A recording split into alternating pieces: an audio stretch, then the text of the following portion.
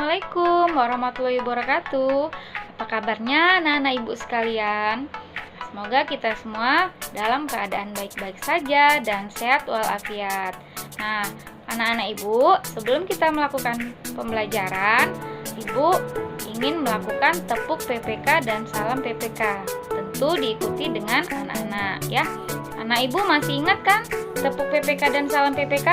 Nah, itu sudah sering kita lakukan waktu kelas 1 dan kelas 2. Oke, kita mulai ya. Tepuk PPK.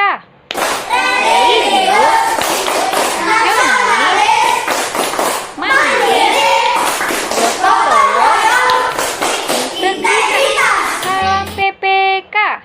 Cerdas, berkarakter, menyenangkan, luar biasa. Yes, yes, yes. Oke, terima kasih anak ibu yang sudah mengikuti. Nah, kali ini kita akan melakukan pembelajaran selanjutnya.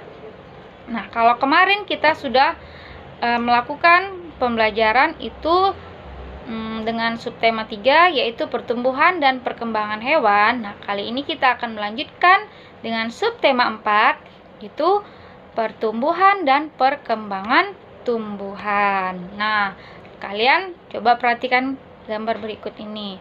Itu ada seorang anak kecil yang sedang memperhatikan tumbuh-tumbuhan. Nah, kalau tumbuh-tumbuhan itu identik dengan warna apa, anak ibu? Ya, dengan warna hijau, yaitu daunnya ya. Ciri khasnya tumbuhan itu adalah warna hijau. Nah, kita bisa lihat di sini ada contoh macam-macam tanaman. Ada yang umbi-umbian. Tanaman itu sama dengan makhluk hidup. Masih ingat anak ibu, makhluk hidup ada 3, yaitu manusia, hewan, dan tumbuhan. Nah, tumbuhan itu juga mengalami pertumbuhan. Tanaman juga memiliki daur hidup dan cara perkembangbiakan yang berbeda-beda. Sama seperti hewan. Hewan juga memiliki pertumbuhan dan perkembangan yang berbeda-beda. Kalau hewan, dia berkembang biak dengan telur, melahirkan. Ada juga yang bertelur dan melahirkan. Nah, kali ini tumbuhan juga itu dapat mengalami perkembangbiakan secara alami dan secara buatan ya. Kita bisa perhatikan tabel berikut ini. Ada tanaman yang mengalami perkembangbiakan secara alami dan ada juga yang mengalami perkembangbiakan secara buatan. Nah, kalau perkembangbiakan alami itu dapat dengan biji atau tunas dan umbi atau spora. Nah, contohnya kalau yang berkembang biak dengan biji atau tunas itu adalah mangga, jeruk, semangka, dan tumbuhan lainnya yang diawali dengan biji. Jadi kita bisa menanam tumbuhan itu dengan biji agar dia bisa tumbuh seperti tumbuhan induknya. Nah, lalu ada dengan umbi atau spora. Contoh tumbuhan yang berkembang biak dengan umbi atau spora itu ada pisang, bambu, cocor bebek, dan lain-lain. Nah, berikutnya itu adalah perkembangbiakan tumbuhan secara buatan. Secara buatan itu adalah proses perkembangan tumbuhan dengan bantuan manusia. Salah satu contohnya itu adalah dengan pencangkokan, stek, dan lain-lain. Nah, berikutnya yang pertama itu perkembangbiakan tumbuhan dengan biji. Sebagian besar tumbuhan itu berkembang dengan biji. Tumbuhan dewasa akan berbunga dan menghasilkan buah. Nah, di dalam buah tersebut terdapat biji. Biji berkembang biak menjadi tanaman yang baru. Tanaman baru tumbuh menjadi dewasa dan berbuah. Perputaran tahapan perkembangan tersebut membentuk sebuah siklus yang disebut dengan daur hidup. Apa itu daur hidup? Masih ingat anak ibu? Nah, daur hidup itu adalah pertumbuhan dan perkembangan makhluk hidup dimulai dari kecil hingga besar atau dewasa. Nah, kita bisa perhatikan gambar bagian-bagian yang terdapat pada biji. Yang pertama itu adalah selimut biji. Selimut biji itu gunanya untuk membungkus biji tersebut. Lalu di dalam biji itu ada embrio. Apa itu embrio? Embrio itu adalah calon tumbuhan yang baru. Dia akan tumbuh dari biji tersebut. Lalu ada kotiledon. Apa itu kotiledon? Kotiledon itu adalah sumber makanan untuk calon tumbuhan baru tersebut, yaitu untuk embrio. Nah, yang kedua, itu perkembangbiakan tumbuhan dengan tunas. Selain dengan biji, tumbuhan berkembang biak dengan tunas. Tunas adalah anakan yang tumbuh di dekat tumbuhan induknya. Ada juga tunas yang tumbuh di daun induk. Contohnya tanaman cocor bebek. Jadi bukan bebek yang berenang di air itu, ini adalah jenis tumbuhan ya, bukan hewan. Nah, salah satu contoh tumbuhan yang bertunas adalah pisang dan cocor bebek. Tunas pisang tumbuh dari batang yang ada di dalam tanah. Nah, lalu tunas pisang tumbuh menjadi tumbuhan baru yang di sekitar induknya. Nah, kalau tumbuhan cocor bebek, dia berkembang biak dengan tunas dari daunnya itu. Jadi, tunas cocor bebek itu tumbuh di tepi-tepi daunnya. Nah, gambar tersebut adalah gambar pohon pisang dan daun cocor bebek. Nah, Ibu bisa perhatikan ya. Nah, selain itu, ada juga pohon bambu. Pohon bambu itu berkembang biak dengan tunas. Anakan pohon bambu akan tumbuh di sekitar tumbuhan induknya, sama seperti pisang. Nah, batang pohon bambu itu juga banyak manfaatnya. Salah satunya bisa kita gunakan untuk bermain. Yang ketiga, pertumbuhan dengan umbi. Perkembangbiakan tumbuhan juga dapat dilakukan dengan umbi. Ada umbi batang, umbi lapis, dan umbi akar. Contohnya, kentang dan ubi jalar. Anak Ibu pernah nggak makan kentang sama ubi? Enak ya, itu sangat enak dan adalah salah satu sumber karbohidrat untuk tubuh kita. Kentang dan ubi itu adalah contoh tanaman yang berkembang biak dengan umbi bawang. Nah, bawang, dengan umbi batang ya. Nah, bawang dan bunga bakung itu berkembang biak dengan umbi lapis. Nah, sedangkan wortel dan singkong itu berkembang biak dengan umbi akar. Maksud umbi akar itu adalah dia berkembang biaknya di dalam tanah ya. Yang keempat itu adalah perkembangbiakan dengan spora. Anak Ibu, pernah nggak kalian makan sayur pakis? Nah, sayur pakis atau sayur paku ya, kalau orang sering menyebutnya. Nah, itu adalah salah satu contoh tumbuhan yang dapat berkembang biak dengan spora. Nah, jadi di bawah daun pakis itu terdapat banyak bintik-bintik hitam. Nah, itulah yang dikatakan dengan kumpulan spora. Bentuk spora itu seperti biji tetapi sangat halus ya, bintil-bintilnya itu. Nah, jadi diterbangkan aja angin dengan sangat mudah, maka spora-spora itu akan jatuh ke tanah dan bisa tumbuh. Kita bisa lihat di situ ada contoh gambarnya ya. Nah, kalau ini adalah perkembangbiakan dengan bantuan manusia. Contohnya tadi adalah cangkok. Ya, kita mencangkok tanaman.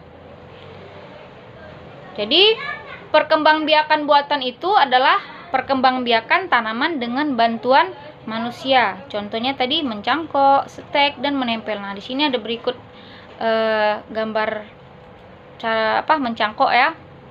Nah, langkah-langkah dalam cara mencangkok tanaman itu adalah yang paling mudah dan paling murah untuk dikembangbiakan. Nah, keuntungan dari mencangkok itu adalah tanaman tumbuh lebih cepat dari biasanya. Lalu mutu tanamannya juga bisa lebih baik dari tanaman induknya. Kekurangan tanaman hasil cangkokan itu adalah lebih mudah roboh ya. Dia tidak sekuat tanaman seperti induknya. Jadi itu yang pertama, kita bisa lihat kulit dari batangnya itu dikikis. Setelah dikikis, kita kasih tanah yang subur itu diikatkan ke kulit yang sudah dikikis tadi, lalu kita bungkus. Lalu kita bisa tanam ke lahan yang baru. Nah, untuk mengenal berbagai tumbuhan dan cara perkembangbiakannya, kita bisa membuat contohnya ke dalam sebuah tabel. Perhatikan. Nah, itu ada jenis daun. Jadi kalau daun itu identik dengan warna hijau ya. Nah, kita lihat itu jenis daun apa? Oh, itu jenis daun pohon mangga, dari pohon mangga. Nah, kalau pohon mangga itu berkembang biak dengan apa? Tadi sudah Ibu sebutkan yaitu dengan biji. Yang kedua itu adalah jenis daun cocor bebek. Nah, kalau cocor bebek itu berkembang biak dengan tunas. Bisa kita lakukan dengan contoh-contoh tanaman lainnya. Nah, salah satu contoh kerajinan yang bisa kita gunakan dengan daun kering itu kita bisa membuat hiasan loh anak-anak. Nah, menghias gambar dengan tempelan daun kering disebut juga dengan kerajinan mozaik. Selain daun, kalian juga bisa membuat kerajinan mozaik dengan biji-bijian.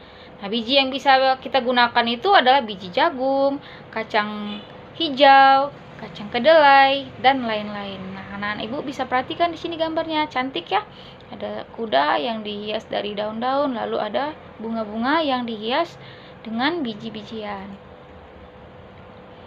Nah, tumbuhan itu bukan hanya sekedar sayur-sayuran, buah-buahan, tapi ada juga yang bunga ya. Itu berasal dari tumbuhan juga. Jadi ada tumbuhan yang berbunga. Contohnya itu kita bisa lihat bunga nasional Indonesia. Nah, bunga adalah bagian dari tumbuhan. Bunga diperlukan dalam proses perkembangbiakan sebagai sebagian tumbuhan. Nah, ada banyak jenis bunga yang ada di sekitar kita. Coba anak Ibu sebutkan bunga-bunga apa saja yang kamu ketahui. Ada bunga melati, bunga anggrek, bunga mawar. Nah, kali ini adalah bunga-bunga kebanggaan Indonesia. Yaitu kita bisa lihat itu ada bunga anggrek, bunga melati, dan ada bunga bangkai ya. Namanya bunga bangkai itu disebut juga dengan bunga Rafflesia arnoldi. Kenapa dikatakan itu, Bu? Karena beliaulah yang menemukan bunga bangkai. Nah, jadi bunga itu nggak semuanya harum. Nah, kalau bunga bangkai ini memang bau ya, bau seperti bangkai. Nah, beberapa negara memiliki bunga nasional. Nah, bunga nasional yang memiliki karakteristik sebuah bangsa dan negara. Misalnya bunga tulip. Ayo, bunga tulip itu identik atau dikenal dari negara mana? Negara kincir, yaitu negara Belanda. Nah, mawar dikenal sebagai bunga negara Inggris. Nah, sedangkan Indonesia memiliki 3 bunga nasional. Tadi sudah Ibu sebutkan, yaitu yang pertama bunga puspa. Bunga puspa itu adalah bunga melati putih ya. Yang kedua itu adalah bunga anggrek, disebut juga dengan puspa pesona. Lalu yang ketiga bunga Rafflesia arnoldi, disebut juga dengan puspa langka, karena ini payah tumbuhnya, jarang ya, nggak seperti bunga melati yang gampang tumbuh di mana-mana. Nah, kita bisa lihat di situ ada toko bunga.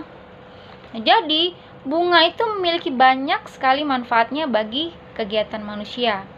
Nah, kebun dan bunga yang berwarna-warni nampak lebih indah. Jadi kalau anak Ibu rumahnya ditanami dengan tumbuhan berwarna-warni, maka akan terlihat indah, cantik. Nah, hiasan bunga yang disimpan di vas menambah cantik ruangan. Ada meja, kita bisa menghiasnya dengan tumbuhan, baik itu tumbuhan yang asli atau tumbuhan buatan yang dibuat dari manik-manik, dari plastik. Nah, bunga juga sering digunakan dalam kegiatan lainnya. Misalnya bunga melati itu digunakan dalam acara pernikahan. Lalu ungkapan bela sungkawa pun kalau ada orang berduka terkadang menggunakan rangkaian bunga. Oleh karena itu banyak orang yang memerlukan bunga. Maka ada pasar khusus yang menjual bunga. Para petani bunga yang telah ditanam akan diedarkan di pasar tersebut. Jadi ada khusus yang menjual bunga-bunga. Nah, lalu kita bisa lihat, wah di situ ada gambar gambar apa anak ibu? Jadi mereka itu ada berapa orang? Kita bisa hitung 1, 2, 3, 4, 5, 6, 7, 8, 9. Jadi mereka itu beramai-ramai sedang membersihkan sekolah. Nah, berarti mereka sedang melakukan kerjasama dilakukan agar pekerjaan kita menjadi lebih ringan. Nah, kegiatan yang bisa kita lakukan dalam bekerja sama itu adalah menanam dan menyiram tanaman. Selain itu juga dapat merapikan dan membersihkan lingkungan agar terlihat lebih rapi dan indah. Anak ibu pernah nggak bekerja sama? Baik di sekolah, di rumah. Yang tidak boleh itu adalah bekerja sama sewaktu ujian.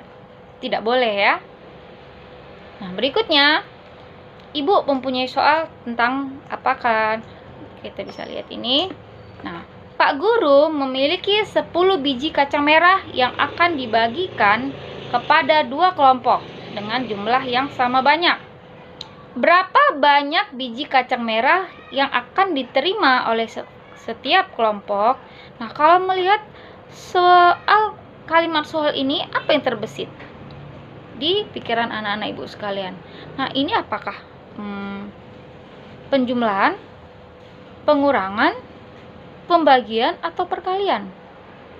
Jadi kita bisa lihat ini adalah kalimat soal yang mengarah ke pembagian.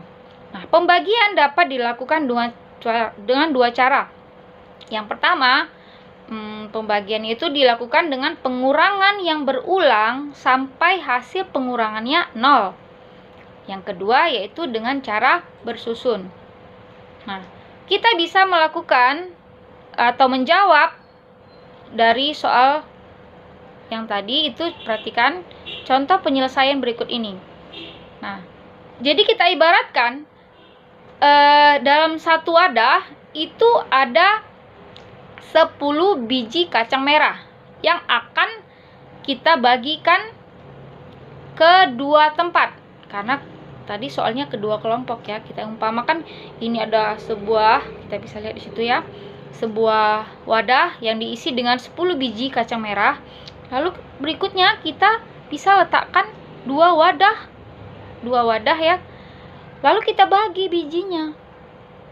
Biji 1, biji 2 sama rata ya, harus sama rata. Nah, jadi dalam kalimat matematikanya bisa kita tulis jadi 10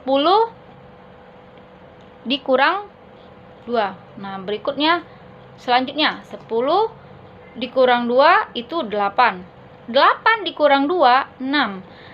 6 dikurang 2 4. 4 dikurang 2 2. 2 dikurang 2 0 sampai 0. Maka kita bisa lihat ada berapa langkah dari pengurangan dari 10 dikurang 2 tersebut sampai menghasilkan jawaban 0. Itu ada berapa langkah? Nah, kita perhatikan gambarnya itu ada 1, 2, 3, 4, 5. Maka 10 dibagi 2 itu adalah 5. Nah, yang berikutnya cara kedua itu adalah dengan cara bersusun. Misalnya 52 dibagi 2. 52, maka 5 itu adalah puluhan, 2 itu adalah satuan. Pertama-tama, puluhan kita bagi dengan 2. Kita bisa lihat, nah, pada gambar ini, kita buat tandanya seperti itu ya. 52-nya di dalam, 2-nya di samping, di luar. Kita lihat angka 55 itu tadi apa? Puluhan. Puluhan kita bagikan dengan 2. 5 dibagi 2, Bu, nggak bisa. Bisa, nak, tapi menghasil berlebih. Nggak apa-apa dia berlebih, tapi yang jelas jangan kurang. Jadi, 2 dikali berapa? 2 dikali berapa yang mendekati 5? Yuk, 2 kali 1, 2. 2 kali 2, 4. 2 kali 3, 6. Nah, 6 ini nggak boleh, karena dia sudah melebihi 5. Maka, yang paling mendekati adalah 2 dikali 2. Maka, 5 dibagi 2, hasilnya adalah 2. Di mana kita taruh 2-nya, nak? 2-nya di atas. Kita bisa lihat contohnya di gambar berikut ini. 2-nya di atas, lalu kita kalikan. Ya, 2 dikali 2, hasilnya kita taruh di bawah angka 5. 4 ya. 2 dikali 2, 4. Lalu kita kurangkan. 5 dikurang 4 tadi 1, yaitulah tadi sisanya ya. 1. 1 dibagi 2 tentu tidak bisa. Maka turun angka 2. Yang di sebelah 5 tadi kita turunkan menjadi 12. Sekarang 12 dibagi 2. Nah, 12 dibagi 2. Kalau dalam perkalian 2 dikali berapa yang hasilnya mendekati pas dengan 12. Ayo, 2 dikali 1, 2. 2 dikali 2, 4. 2 dikali 3, 6. 2 dikali 4, 8. 2 dikali 5, 10. Dan 2 dikali 6 adalah 12. Oh iya Bu, 12. Nah, jadi 12 dibagi 2 itu adalah 6. Di mana kita taruh 6-nya? Kita bisa lihat sini 6-nya kita letakkan di atas. Lalu 6 tersebut kita kalikan dengan 2, maka 6 dikali 2 itu adalah 12. 12-nya kita tuliskan tepat di bawah 12 yang sebelumnya. Sekarang kita kurangkan, maka 12 dikurang 12 sama dengan 0. Nah, jadi hasilnya 52 dibagi 2 adalah 26. Ingat ya anak ibu, perkalian itu adalah penjumlahan yang berulang, sedangkan pembagian itu adalah pengurangan yang berulang sampai dengan hasilnya 0. Nah, sini juga Bu memberikan contoh sama seperti tadi, yaitu dengan cara bersusun ke bawah, yaitu 141 dibagi 4. 141 dibagi 3. Ingat, 1 dibagi 3, kita ambil 1 seratusannya itu, karena 1 nggak bisa dibagi 3, maka kita ambil 2 angka, itu 14. 14 dibagi 3. Jadi 3 kali berapa yang mendekati 14? 3 kali 1, 3. 3 kali 2.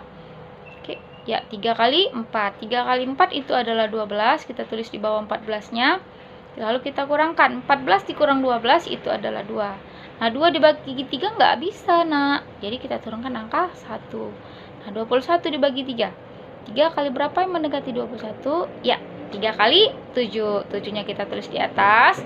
Kemudian kita kalikan 7 dikali 3 itu adalah 21. Nah, jawabannya adalah 141 dibagi 3 adalah 47. Oke, terima kasih anak ibu. Berikut ini adalah soal-soal yang bisa kalian kerjakan untuk minggu ini. Di sini sudah ibu bikin ada soal dari pertumbuhan, lalu ada pembagian. Nah, oke, sekian yang bisa ibu ajarkan. Semoga bermanfaat untuk anak-anak ibu sekalian. Terima kasih dan anak ibu, dan semoga kita dijauhkan dari segala macam